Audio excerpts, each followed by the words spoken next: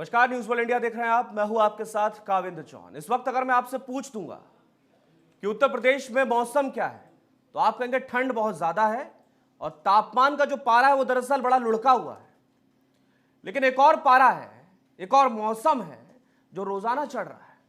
यह सियासी मौसम, यह सियासी पारा जो रोजाना चढ़ता चला जा रहा है, क्योंकि चुनाव चल रहा है और यह 10 मार्च तक निरंतर लिखित है। 10 मार्च तक निरंतर यह सियासी पारा यूं ही चढ़ता रहेगा। दल बदल होते रहेंगे, सियासी बयानबाजियां होती रहेंगी, लेकिन इस बीच प्रत्याशी किस तरह से मेहनत कर रहे हैं, जो लोग एक बार फिर से मैदान में हैं वो किस तरीके से प्रचार प्रसार कर रहे हैं, क्योंकि वक्त काफी बदल चुका है। पहले के वक्त जितना यह आसान नहीं रहा, क्योंकि पहले के वक्त में हर चीज ये लिमिटलेस थी कि आप कैसे भी प्रचार कर सकते हैं, लिमिटलेस थी। लेकिन इस दफा कुछ लिमिट्स हैं, कुछ दायरे हैं जिस पर बंधकर प्रचार प्रसार भी करना है, अपनी जो काबिलियत है उसको जनता तक पहुंचाना भी है, अपने विजन को एकदम साफ सुथरा बिना धुंध के क्लैरिटी के साथ जनता के समक्ष रखना भी है, पेश भी करना है। तो इन सब मुद्दों को लेकर बातचीत होनी चाहिए और डिजिटल माध्यम क्योंकि आजकल सबसे प्रभावशाली है, तो उस तरीके से हम लेने की कोशिश करते हैं। डिजिटल तौर पर हम जोड़ने की कोशिश करेंगे और बातचीत करेंगे। लेकिन उससे पहले बता दूं कि आज हमारे साथ कौन जुड़ने वाला है। अगर उत्तर प्रदेश के चुनावों की बात करते हैं तो सबसे पहले अगर कोई हॉट सीट की मैं बात कर दूंगा, सबसे पहले आपके दिमाग में आ जाएगा अयोध्या, क्योंकि मुद्दा भी बहुत बड़ा है ये अयोध्या।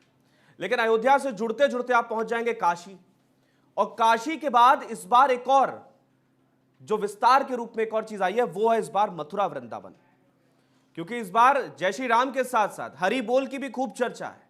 तो ऐसे में हमारे साथ मथुरा वृंदावन से समाजवादी पार्टी के प्रत्याशी देवेंद्र अग्रवाल साहब जुड़ गए हैं। बहुत बहुत स्वागत है देवेंद्र साहब जी।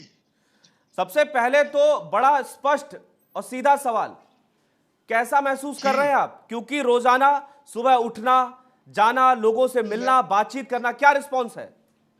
ऐसा है, हम तो बहुत अच्छा महसूस कर रहे हैं। मथुरा वृंदावन की जनता का हमको भरपूर प्यार मिल रहा है और ऐसा प्यार मिल रहा है वहाँ के बिहारी महाराज और राधिका मैया की कृपा से कि यहाँ की जनता का जो हमें आशीर्वाद प्राप्त हो रहा है उससे हमें लग रहा है कि हमारी जीत सुनिश्चित है। तो देवेंद्र अग्रवाल साहब हमसे बातचीत कर रहे हैं। देवेंद्र अग्रवाल साहब, आपको थोड़ा सा रोक कर बताता चलूं कि देवेंद्र अग्रवाल साहब दरअसल समाजवादी पार्टी से प्रत्याशी जी, एक बार फिर हमारे साथ कनेक्ट हैं जी। देवेंद्र साहब, आपकी जो ये भीनी भीनी मुस्कान है ये बता रही है कि बड़ा पॉजिटिव आपको मिल रहा है, सब कुछ पॉजिटिव रिस्पांस मिल रहा है, ठीक है। लेकिन सामने लड़ाई बहुत, लड़ाई आप समझिए किससे है?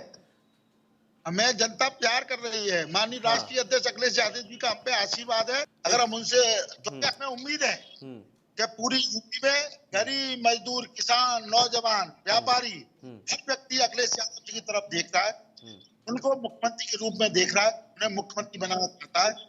ऐसा मेरा मानना है कि बीजेपी सब जगह पे बीजेपी के नेताओं की जमानत जब्त होगी।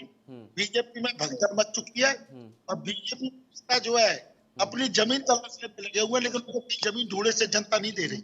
ठीक है देवेंद्र साहब, बड़ा 1 to 1 बात कर रहे हैं, खुलकर आप बोल रहे हैं, अच्छी बात है।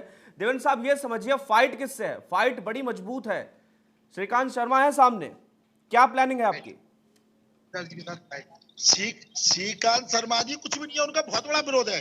अच्छा। उन्होंने और उनके भाइयों ने इस मथुरा वृंदावन को लूटने का काम किया, जनता की सम्मान से खिलवाड़ करने का काम किया, जनता पे बिजली के छूटे मुकदमे लगाने का काम किया।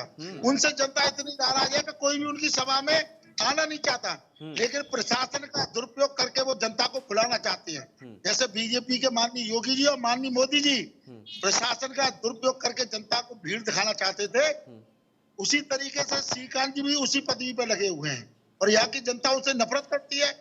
आप किसी को भी माइक लेके भेज दो, किसी भी व्यक्ति से पूछ लेना, 100 में से 100 नंबर उनके 0 है। ठीक है, चुनावी त्योहार चल रहा है देवेंद्र साहब, ये बताइए कि बीजेपी का बड़े नेता वो तो कह रहे हैं कि अयोध्या हो गया, काशी हो गया, अब मथुरा की बारी है। मथुरा उन्हें नहीं मिलेगी। उन बड़े नेताओं से कह दो, बीजेपी वालों से, कि मथुरा नहीं मिलेगी। मथुरा की जनता ने इस पर मन बना लिया है कि वो समाजवादी पार्टी साइकिल को जिताना चाहेगी यहाँ से। माननीय राष्ट्रीय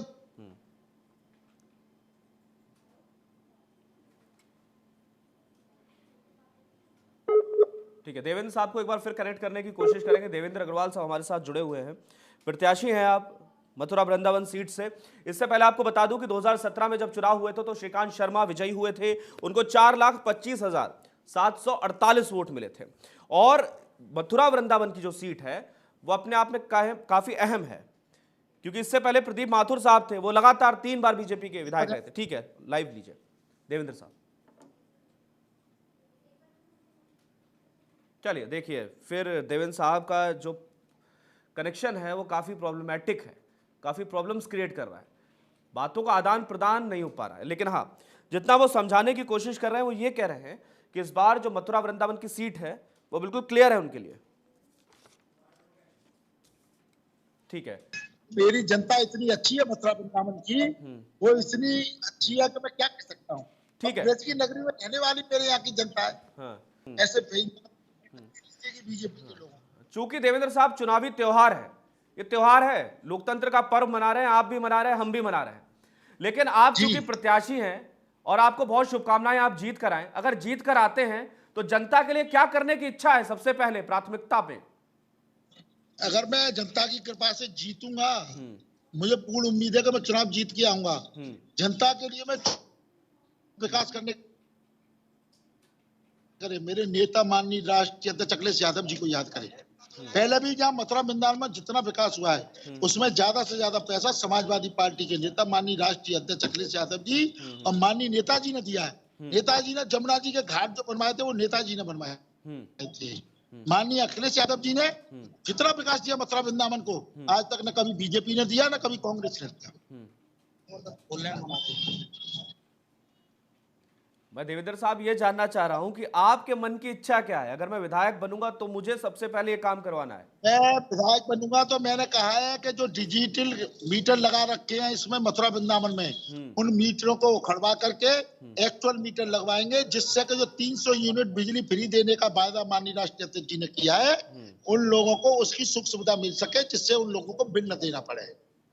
दूसरा, वृंदावन में एक ग्रेड की नगर पालिका बनवाने का काम करेंगे, जिससे कि वृंदावन में पूरे भारत देश ही नहीं, बड़का आदमी दर्शन करने के लिए आता बांके बिहारी महाराज के, राधिका मैया के, तो वहां पे जो गंदगी पड़ी हुई है उस गंदगी को बिल्कुल खत्म कराने का काम करेंगे। जो कच्ची सड़कें पड़ी हुई हैं, कीच पड़ी हुई है, उस सबको खत्म कराने का काम करेंगे, चाहे हमें उसके लिए अलग से पैकेज क्यों न मंजूर कराना पड़े। ऐसी मथुरा में जो समस्या है, मथुरा वृंदावन की बंदरों की समस्या, बंदरों को पकड़वा करके बाहर छुड़वाने का काम करेंगे। और यहाँ पे जो जमुना जी है, जो गंदगी है, मथुरा वृंदावन के जमुना जी के सारे बड़ा नाला बनवाने का काम करेंगे, जिससे कि मथुरा वृंदावन का पानी उस नाले में चला जाए और जमुना मैया में गंदगी न जाए, जिससे कि जमुना मैया कुछ हद तक स्वच्छ लगेगी मथुरा के अंदर।